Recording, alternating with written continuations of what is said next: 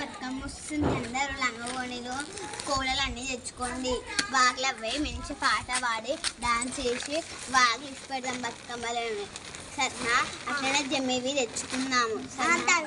బతుకమ్మ వస్తుంది, మంచి కోలలతో మంచిగా ఆడి అందరూ లంగవోని బిట్టుకొని మంచిగా రెడీ అయ్యి మంచిగా ఆడదాం.